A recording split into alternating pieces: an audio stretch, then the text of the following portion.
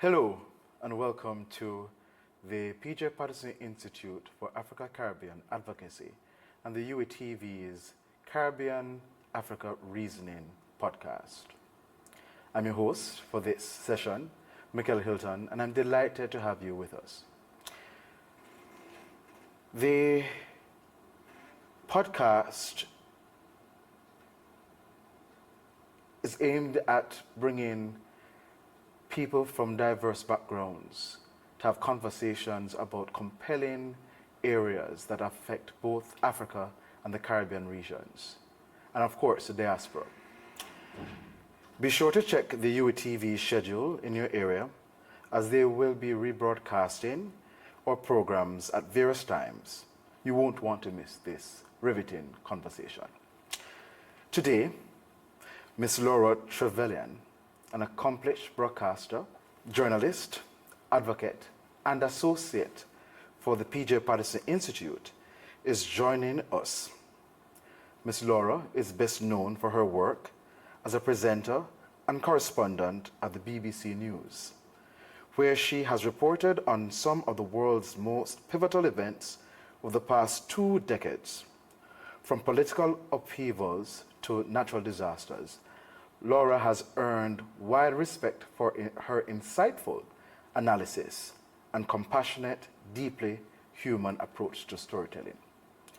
Beyond her journalism career, Laura is a passionate advocate for social justice, dedicating much of her time to raising awareness on issues ranging from environmental sustainability to historical reconciliation.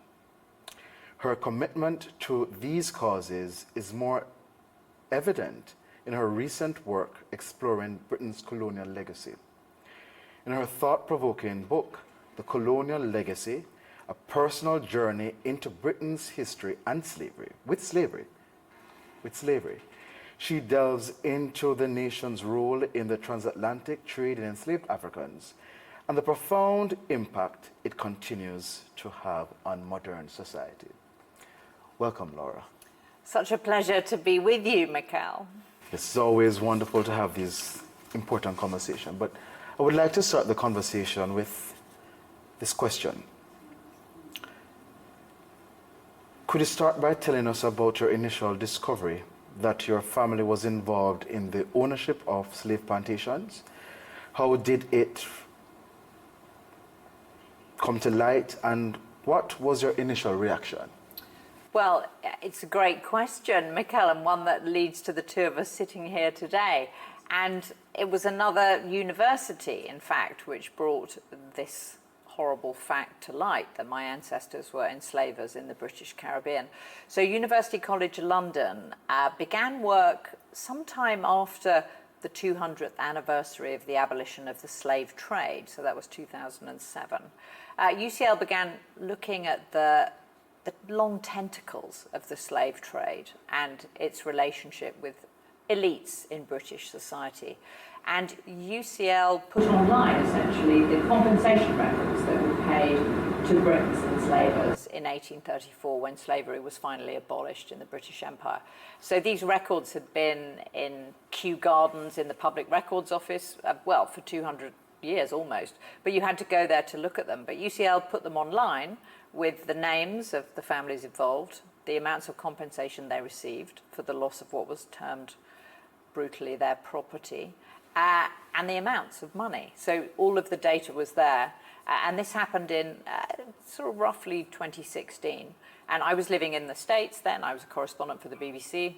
But a family member wrote to me and said, "Oh, Laura, this UCL database, it shows that the Trevelyans got compensation for 1,000 enslaved Africans on 10 different plantations." So this was a real shock to me, because I'd thought of my family as being people who had been historians and held public office in Britain, not as enslavers. And yet that just showed how deeply rooted the links were between slavery and the higher echelons of British society. So I was surprised, I was shocked, and as a journalist, I wanted to know more. So have you found that the discussion of the topic of slavery and reparation within your family, has that sparked any conversation about privilege, race, and the need for reconciliation? All of the above, yes, definitely.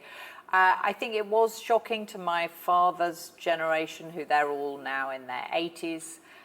The generation above them is gone. But I think they felt like the generation above must have known about this, because it was more or less within living memory. So they felt that something had been withheld from them, something that was crucial in understanding the wealth and the social standing of the family.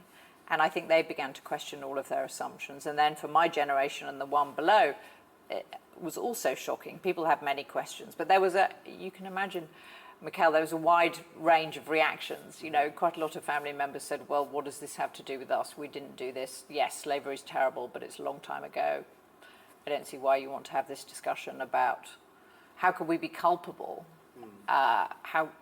What could we do? I mean, this is all, you know, a waste of time. So there were people who didn't want to have the discussion. But I went to Grenada to make a documentary for the BBC, and my commissioning editor said, everybody that you meet, Laura, in Grenada, you have to say, should I apologise for what my ancestors did as enslavers in Grenada?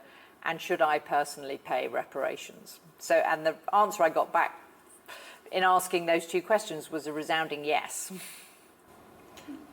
Resounding yes to both questions. Yes, you can apologise, and yes, you should pay reparations. Because look where you are today and look where we are in Grenada. Our economy had all of the wealth extracted from it. We still live with the legacies of racism, of economic underdevelopment, of climate change, of ill health. I mean, the list is so long. And so with the documentary, I was able to, well, not only have the privilege of having it broadcast on the BBC, but also Grenada was having its own debate about what reparations mean. It was the last island in the Caribbean to set up its National Reparations Committee, and did so after the death of George Floyd in the US in 2020. So as I was making the documentary, Grenada was having this debate about what does it mean? How do we repair the damage of the past? Yes, in your estimation, reparations, it shouldn't only be a financial compensation, but something more holistic. So how would you, in your own words, describe your approach to engaging in reparatory justice? Well, the root of the word reparation is the Latin to repair. So the way that I look at it is repair in the broadest sense. And in Britain, there's real historical amnesia about Britain's role in the slave trade.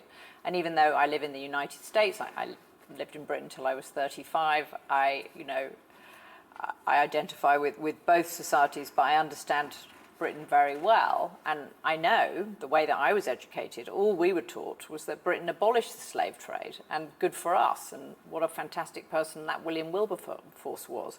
Not, oh, we were in it up to our neck, and these are the legacies today.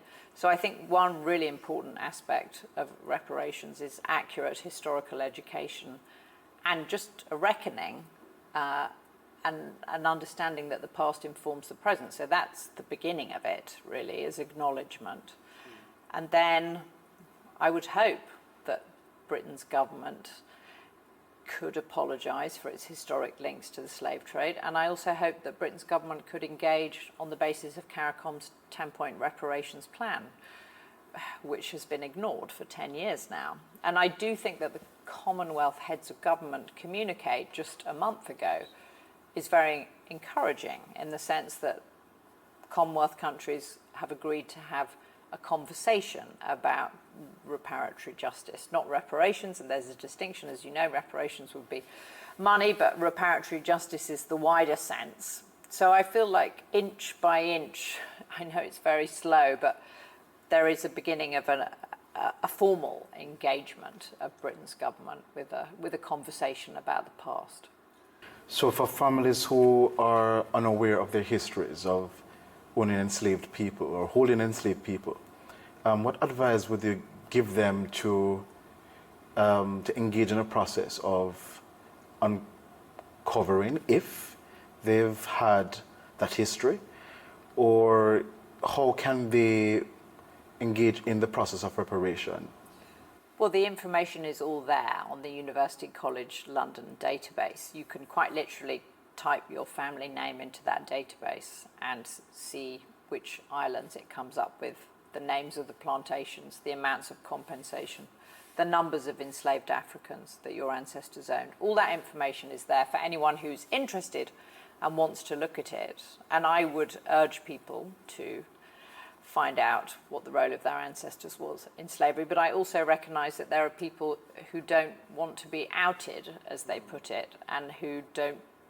So I think it is a personal decision. I mean, I wouldn't in any way mandate it or shame people, but I do think the experience of our family has been that it's been very rewarding to meet Grenadians who've said, well, where have you been all these years, you descendants of enslavers?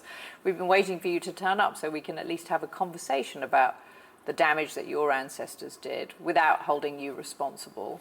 And what do we do? How do we move forward? I mean, what our family has done is to go to Grenada to publicly apologise for the role of our ancestors in an apology ceremony that was choreographed and run by Grenadians, and we were honoured to be invited to that. And, you know, I have given money, we've set up a family charity, but the sums involved are so small compared to the amount that our ancestors made from slavery. And how do you quantify the harm that people whose lives and livelihoods and opportunities were lost? It's very difficult. So we have, as a very small family charity, focused on education, because one of the legacies of slavery was illiteracy. But I can't pretend that that does anything to repair the harm. So I think perhaps what's just important for descendants of enslavers working alongside descendants of the enslaved is to acknowledge this joint painful history and to say, well, this happened, but it's not the past. There are present day legacies, and so what do we do? And that hopefully through that allyship there is a highlighting of the issue. So in your work as a broadcaster, you know that, or a journalist, you know that objectivity is essential in order to carry on the message. But how would you merge both your journalistic training and your approach to reparation? And how would that inform the basis for reconciliation and moving forward? Well, journalism is about truth-telling, and the story of my ancestors' involvement in slavery in Grenada, I have looked at it as being a journalistic exercise, that the Trevelyan family is like a microcosm of Britain. Just as our ancestors were involved in slavery up to their necks, so too was the British state. British elites profited from it. Wider British society profited. So I approach it as, you know, as a reporter. Well, what can you uncover about how the past informs the present? And I did leave the BBC last year because I really wanted to write something calling on King Charles himself to apologise for the royal family's historic links to slavery and to pay reparations. And I couldn't do that and be at the BBC because it was about to be the King's coronation. So the timing was definitely off. But I don't work for the BBC anymore, but I have just started as a special correspondent at the PBS NewsHour, and I did a piece 2 weeks ago about Carriacou, Grenada's island, sister island that was absolutely flattened by Hurricane Beryl. And of course I'm interested in that story because of my family's ancestry, yet it's an extremely important story that shows the impact of climate change, something that Carriacou is dealing with, as you all are in the Caribbean. And one can argue that climate change and its consequences as they're felt in the Caribbean, this is a legacy of slavery, for nobody asked to be here. And ancestors were kidnapped and brought here against their will. And now, as P.J. Patterson has said, the very same winds that blew our ancestors here threaten us with ever fiercer storms. And to me, just as a bit of storytelling, that's important for the world to acknowledge that. So do you think that the media is covering reparation well enough, or is it doing it at all? And what do you think is missing from the narrative or the conversation? I mean, it depends which country you're in, of course. So in America, there's a long-running debate about reparations. In some ways, the debate seems to have moved forward in recent years, but in other ways, it seems to have moved back. You do have very interesting concrete examples of reparations in the US, specifically Evanston, Illinois, where, you know, however you define it, whether it's help building climate resilient infrastructure, whether it's investment in education, debt relief, all of the CARICOM 10-point plan points. So, but I think you're beginning to see more journalism about reparations. So Reuters, for example, now has a correspondent that covers this whole debate because it's about money. You know, Reuters is a financial wire service. So, but that to me is emblematic of something wider, of that there is more and more reporting on this subject. Now, to go back to your book. Well, I haven't written it yet. Haven't written it. I'm hoping to write a book, I should say. But thank you for the plug. I know you're in the process of researching and delving into your family history. How has that been cathartic for you? Has that been sort of an experience that one helps you to grapple with what your ancestors did, and how do you see yourself now as a modern day British woman living in a world that has been shaped by the legacies of enslavement? Well, I hope that it's not cathartic for me. I just see myself as being emblematic and my family as being emblematic of something wider. And what I hope is something that Professor Sir Hilary Beckles said. He said it's very important for your family to apologise, because if you do, you'll set an example and others will follow. And that I have found to be true. I worked with the Gladstone family. They went to Guyana. They apologised for their ancestor, who was one of the biggest enslavers in the British Caribbean and the father of the 19th century Prime Minister of England, William Gladstone. So you couldn't have a more high-profile figure. And here in Jamaica in August, 2 sisters from New Zealand came to the Emancipation Jubilee because they had discovered that they were linked by history to a Scottish enslaver in Jamaica. And then at abolition, that family had taken the money and settled new lands in New Zealand. So this is a very little known story about the British Empire that actually profits from slavery propelled the settlement of new lands in Australia and New Zealand. So I see it all as being a story, like a jigsaw puzzle where the bits are being filled in. And the sisters coming here provoked a debate in New Zealand about New Zealand's links to slavery, which were little known. I guess the big question, and you can answer this, Mickel, in a way that I can't, is does any of this acknowledgement make any difference to people in the Caribbean? It doesn't change anyone's life. It doesn't bring any money in to replace the wealth that was extracted. So is acknowledgement alone important? And I don't think that that's a question that I could answer, but I would be interested to know. You know, I don't think it's in of itself that important. I think it has to be coupled with something else. It has to be, again, the whole reparation movement is not only about an apology or an acknowledgement, but also a correction or an attempt to correct the wrongs that were done in the past.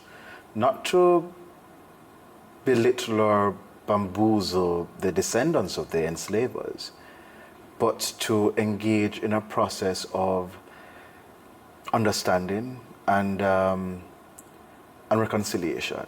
Something similar to, I suppose, what the South Africans have been trying to engage in with varying levels of success. But nonetheless, a conversation still has to be had, in my estimation. And this is just a Mickel point of view, not a P.J. Patterson Institute point of view or the UA point of view. It's just my personal opinion. Now, it's wonderful that we've had a quite full-throated discussion about your family's connection and the role that you personally have played in aiding the process of reparations and reparative justice. So, as someone who has been personally and publicly involved in the work of reparations, what do you hope the future holds in terms of progress on this issue? And what would you like to see in the next decade? Well, I hope that there is a grand bargain that can happen, whereby the former colonial powers in Europe can sit down with the Caribbean on the basis of CARICOM's 10-point plan, with an increasing urgency which comes from the present danger that climate change is doing to the Caribbean. These storms which intensify in less than 48 hours to Category 5 hurricanes. So it's not possible to evacuate, it's not possible to prepare. That this is a legacy of slavery, the fact that it's being faced by the descendants of enslaved Africans, and there is a responsibility of the former colonial powers. So I hope that the urgency of climate change will drive this long overdue reckoning, which begins with acknowledgement, as you have said, but then leads to, well, how do we repair this damage? And that is something then that's meaningful for descendants of enslaved Africans who are now living in Europe, the Windrush generation in Britain, that there is an acknowledgement and a repair that can happen in this generation, and that we don't have a whole other generation go by without this being acknowledged. And you're seeing the beginnings of something. The question is where it leads. Where does it lead? Thank you so much, Laura, for sharing your invaluable insights on this important conversation, this important topic. And I welcome